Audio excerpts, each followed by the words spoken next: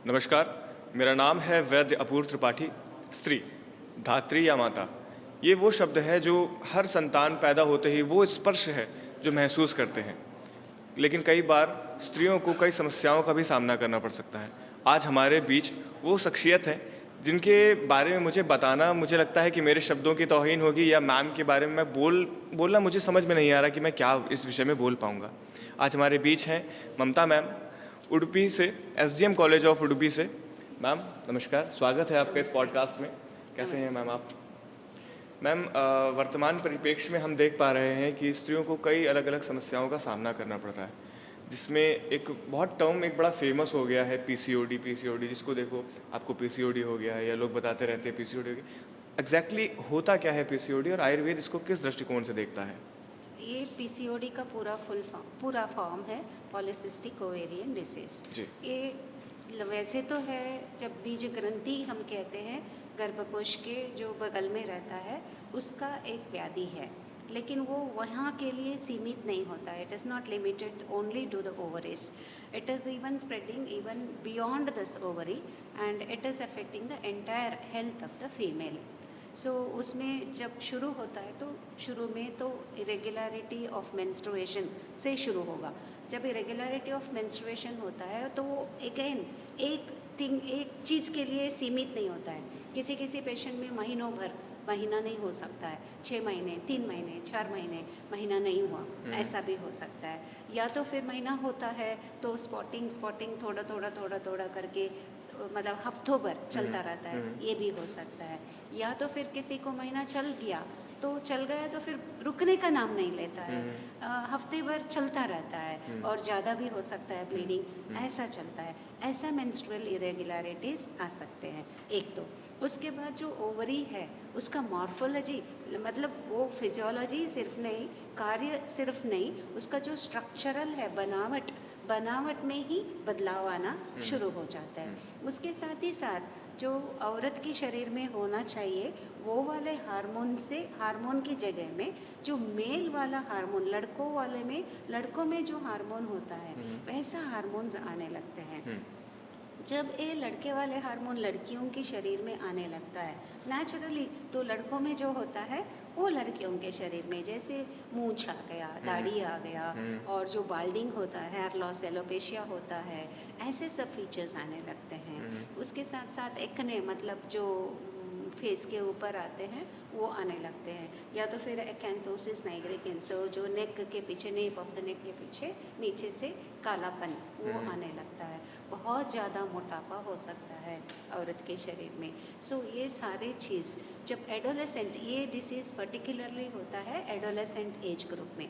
जो adolescent age group में जब अकस्मात एकदम से वेट बढ़ना शुरू होता है, जैसे कि एक साल में 8 केजी बढ़ गया, 7 केजी बढ़ गया, 10 केजी बढ़ गया, ऐसे जब बढ़ने लगता है तो पूरा इसका ट्रायड शुरू हो जाता है। इसी को, ये पूरा सिम्टम को पॉलीसिस्टिक ओवेरियन सिंड्रोम बोलते हैं। जब वो ओवरी में ही लिमिट रहता है तो वो पॉलीसिस्टिक डिजीज़ होता है। तो ये यहाँ से जाके फिर आगे बढ़ता एथेरोस्क्लेरोसिस भी हो जाता है, और उसके टाइप 2 डायबिटीज मेलाइटस, मतलब मधुमेह होने की भी संभावना रहता है।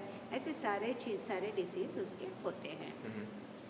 इसे मैम हम आयुर्वेदिक दृष्टिकोण से कैसे समझ सकते हैं? तो आयुर्वेद में तो ऐसा है, कोई एक डिसीज़ जो है वो पॉलीसिस्टिक ओवेरियन डिसीज़ का लक्षण से बहुत ज़्यादा साम्यता ऐसे नहीं कह सकते हैं, लेकिन काश्यप संहिता के जातहरणिनी में जो बताया है, वृथा पुष्पम तो या नारी, ऐसा जो वृथा पुष्प दिखते हैं तो स्थूल लोमश गंडा, उसका स्थूल लोमश गंड होते हैं, मतलब बाल आ जाते हैं और मोटापा बढ़ता है। और ऐसे स्त्री जो पुष्पग्नि जातहरिणी बताया है उसका लक्षण इसका पीसीओडी से ज़्यादातर मिलता है। उसके अलावा जब हम स्थौल्य को लेते हैं, स्थौल्य is very elaborately explained in the classical text of Ayurveda. जो स्थौल्य के लक्षण बताए हैं वो सारे चीज़ एग्जैक्टली ये जो पॉलीसिस्टिक ओवेरियन डिसीज़ है उसमें भी हमको देखा जाता है। जो क्लैब्य है, जो दौर्बल्य है, श्रम है, शुक्रहानि सब है, वो सभी उसमें दिखता है। उसके अलावा जो संतर्पणोत्तर व्याधि, उसमें भी इसका उल्लेख हम कर सकते हैं। उसके साथ बहुदोषावस्था, उसमें भी है। रक्तदोष में भी जो पॉलीसिस्टिक ओवेरियन डिसीज़ का मैनिफेस्टेशंस है, उसके कुछ फीचर्स मतलब दिखते हैं हमें। तो ये सारे मिला के जो जो दोष उसमें है, जिस लक्षण के मुताबिक हमको इसका ट्रीटमेंट करना चाहिए। अगर हम मैम वर्तमान परिप्रेक्ष्य की बात कर रहे हैं तो देखिए व्याधियाँ तो पहले भी होती थी, व्याधियाँ अब भी होती हैं, लेकिन क्या पहले के समय से अब के समय में व्याधियों में कुछ विशेष व्याधियों ने भी खुद को डेवलप कर लिया है क्या? ये ऐसा बार बार जो रीकरेंस की बात आती है कि पीसीओडी बार बार रीकरेंस हो जाता है, ठीक नहीं होता, इसके विषय में क्या कहेंगे ये आप? पॉलीसिस्टिक ओवेरियन डिसीज़ जो है उसका सबसे पहले रेफरेंस हमें 1935 में मिला है। बस 1935 में किसी ने स्टेइन लेवेंथल सिंड्रोम करके इसको नाम दिया और इसको पहली बार ऑब्जर्व करके इसको नाम से इसको बताया। उसके बाद लगभग 2000 तक पूरा 50 के ऊपर साल में शायद इसके ऊपर 2000 तक पेपर पब्लिश हुए थे और उसके ज़्यादा चर्चा नहीं हुआ करते थे। क्योंकि मुझे याद है जब मैं पीजी कर रही थी 93 to 96 इन बनारस, तभी भी हमको मुश्किल से हम सोचते थे कि हमें काश एक केस देखने मिल जाए, ऐसे हमारे मन करता था। लेकिन अभी मैं ओपीडी में जाती हूँ तो अभी मुझे लगता है कि काश मुझे कोई भी पेशेंट ना आए, एडोलेसेंट गर्ल विद पीसीओडी आज ना आए मुझे, ऐसा मेरा मतलब दुआ निकलता है। इतना ज़्यादा उसका इंसिडेंसेस बढ़ रहा है आजकल। और ग्लोबल पर्सपेक्टिव में अगर हम देखते हैं तो ग्लोबल पर्सपेक्टिव में भी ये ज़्यादा है। शायद इंडिया में इसका इंसिडेंस मुझे लगता है कुछ ज़्यादा ही है, क्योंकि हम लोग सब भोजन प्रिय है। जब वेस्टर्न कंट्रीज़ में देखते हैं हम तो वो लोग बहुत कम खाते हैं और उनकी खाने की वैरायटीज़ भी बहुत कम है और they are very particular about the calories of what they take in, and उसको खर्चा करने में भी उनका एकदम मेटिकुलस उनका एटीट्यूड होता है। Whereas when it comes to India, Indian girls और इंडियन पॉपुलेशन, हमारा इतना ज़्यादा कुछ रहता नहीं है। खाने तो हम बहुत एंजॉय करके हम खाते हैं, इसलिए कैलोरी इंटेक ज़्यादा हो रहा है हमारा। और कैलोरी एक्सपेंडिचर के बाद अगर आई तो कैलोरी एक्सपेंडिचर आजकल की जो लाइफस्टाइल है तो उसमें बहुत कम हो गया। अगर हमको ही अब देखें, जब हम लोग बचपन में थे इतने सारे घर का कामकाज करना पड़ता था हर एक लड़की को, ताकि वो झाड़ू हो या पोछा लगाना हो या घर का मतलब ग्राइंडिंग हो या कपड़ा धोना हो। अभी तो सारे मिशन उसकी जगह ले लिया। तो जो बेसिक एक्सरसाइज होना चाहिए हर पर्सन को, वो एक्सरसाइज ही नहीं हो रहा है। और स्कूल के लिए हम मतलब मैलों तक चलते थे, 2 मील किसी ने चल दिया, किसी ने 1 किलोमीटर से आ रहा है कोई ऐसा। अभी तो घर से पाँव बाहर रखो तो बस आ गया, बस से नीचे उतरो तो घर, तो ऐसी हालत है। और पढ़ाई के सिर अलावा कुछ और काम करते ही नहीं हैं बच्चे जो पढ़ने वाले हैं। तो physical exercise has come to bare minimum. अगर करते भी है तो वो जिम में जाके करते हैं। तो जिम वाला exercise is not an ideal exercise for the adolescent age group. जो एडोलेसेंट एज ग्रुप है उनके लिए एक्सरसाइज प्रोडक्टिव होना चाहिए। It should not be just for exercise. जो प्रोडक्टिविटी को बढ़ाता है, उससे कोई प्रोडक्टिविटी होता है, ऐसा वाला एक्सरसाइज एडोलेसेंट एज ग्रुप करना चाहिए, ताकि जब बड़ों बूढ़ों की बात आती है तो उनके लिए वॉकिंग जो सिंपल एक्सरसाइज है वो वॉकिंग करना चाहिए। क्योंकि वो बहुत ज़्यादा झुक नहीं सकते हैं, बहुत ज़्यादा मतलब नीचे जाके काम नहीं कर सकते हैं। ऐसे जो बदलाव आई है लाइफस्टाइल में, इसके वजह से अगर हम बात करते हैं कि खाने की, तो खाने में भी बहुत ज़्यादा बदलाव आया है। जो पहले घर का खाना, बनाया खाना ही लोग खाते थे, आजकल तो हर घर में स्विगी जोमेटो आना कॉमन सी बात हो गया। और पिज़्ज़ा बर्गर, इसके बिना तो बच्चों की कुछ चलती ही नहीं है गाड़ी, ऐसी हालत आ गया है। जो पिष्टान्न आयुर्वेद में कहा गया है, जो बेकरी के आइटम्स के लिए, तो वो सब खाने से तो उसका कैलोरी ज़्यादा है। उसमें जो हम चीज़ वगैरह डालते हैं शायद वो एकदम पिछलता है, स्निग्ध है, गुरु है। तो इन चीज़ों के वजह से जो ये पीसीओडी जो है बहुत ज़्यादा, उसके ऊपर से स्ट्रेस, हम लोग भी शायद स्कूल में जाया करते थे, हम लोग भी पढ़ा करते थे, हम लोगों को भी होमवर्क वगैरह होता था, फिर भी ये स्ट्रेस वाली चीज़ इतना मैग्नीफाइड नहीं था। लेकिन आजकल अगर एलकेजी जाने वाले बच्चे को देखो तो भी उसको भी स्ट्रेस हो रहा है। तो ये स्ट्रेस भी तो एक फैक्टर हो सकता है। और जो नेचुरल चीज़ उगते थे तो ज़्यादा नेचुरल तरह से उसको उगाया जाता था। अभी तो हर एक चीज़ में आर्टिफिशियल हार्मोन्स आ रहा है, हर एक चीज़ में आर्टिफिशियल कुछ पेस्टिसाइड। पहले तो गौमूत्र सबसे बड़ा पेस्टिसाइड होता था और मैन्योर भी होता था। अभी हर चीज़ में मैन्योर केमिकल है, हर चीज़ में पेस्टिसाइड है, इंसेक्टिसाइड है और प्लांट हार्मोन्स दिया जाता है। अगर चिक्स की बात करें, जो नॉन वेजिटेरियन है, चिक्स की बात करें, वो चिक्स को बड़ा करने के लिए ईस्ट्रोजन इंजेक्टेबल्स देते हैं। उसके बाद जो मिल्किंग काउज है उनके लिए भी ऑक्सीटोसिन इंजेक्ट किया जाता है ज़्यादा मिल्क प्रोडक्शन के लिए। कहीं से कहीं किसी तरह से मुझे लगता है ये सारे चीज़ मिलके दूषी विष के तरह से हमारे बॉडी में एंटर करके उनका असर हमारी हार्मोन के ऊपर पड़ रहा है। और इसी वजह से जो एंडोक्राइन डिसरप्टर केमिकल्स हम कहते हैं, तो एंडोक्राइन डिसरप्टिंग केमिकल के तरह से ये काम करके ये सारे डिसीज़ का कॉज बनते जा रहे हैं, ऐसा मुझे मतलब ऐसा लगता है।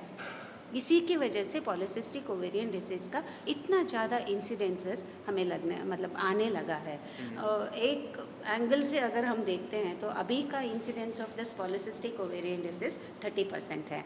और polycystic ovarian disease is inherited for 3 generations. Studies तो बोलते हैं if you are pregnant, you are not only pregnant for your daughter, you are pregnant for your granddaughter also.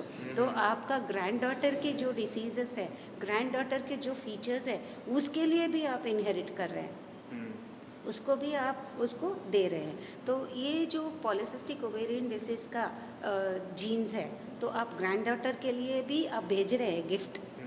तो इसलिए ये 30% नेक्स्ट जनरेशन में जाके ये 30 प्लस उस जनरेशन का 60% हो गया।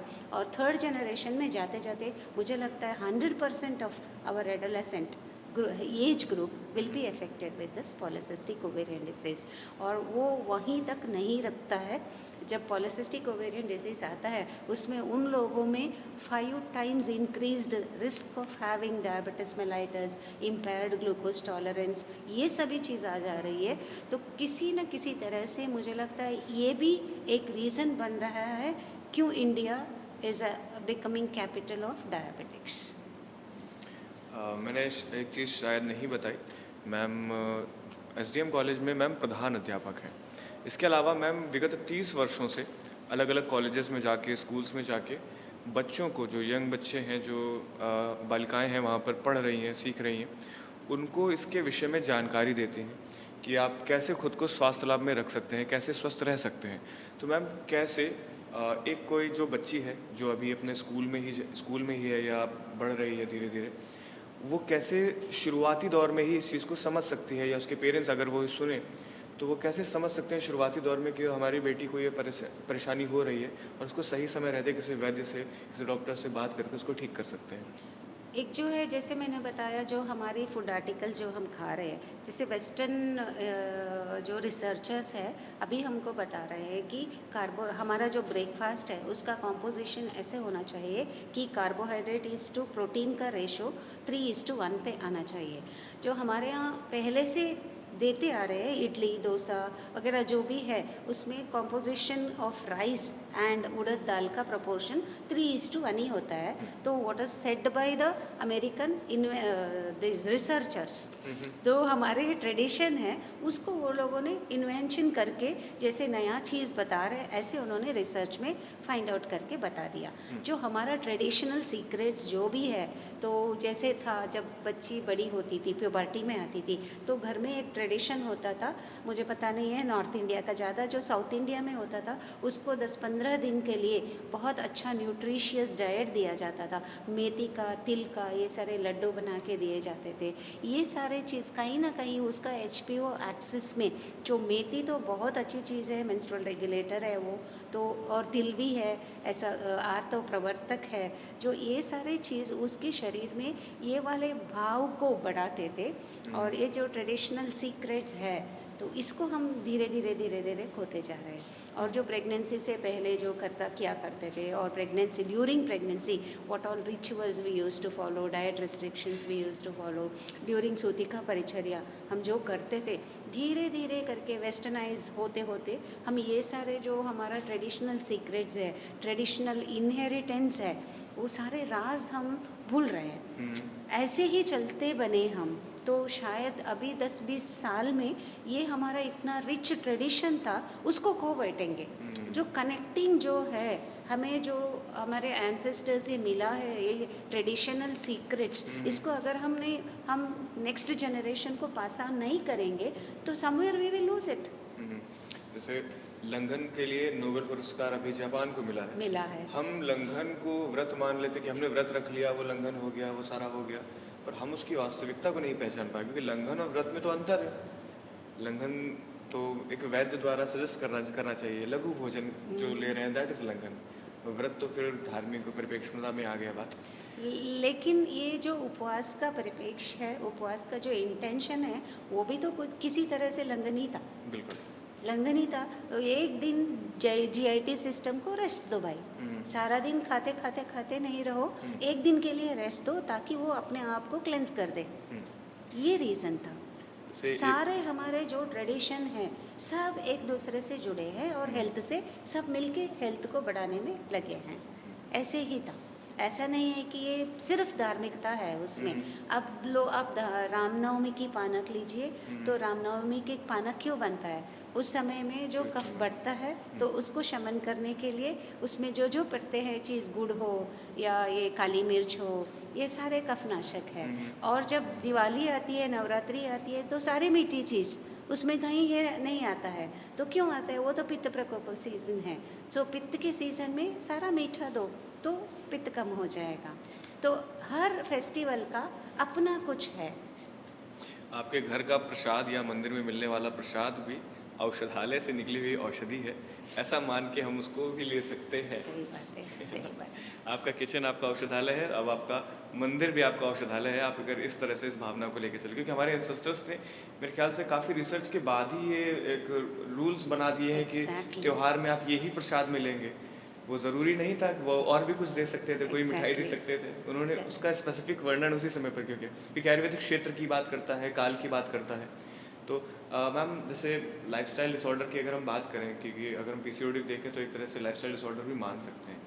तो जैसे हम बात करते हैं कि बीज की, अगर बीज शुद्ध होगा, बीज अच्छे से पोषित होगा, तो एक अच्छा वृक्ष बनेगा, तो उससे अच्छे फल निकलेंगे।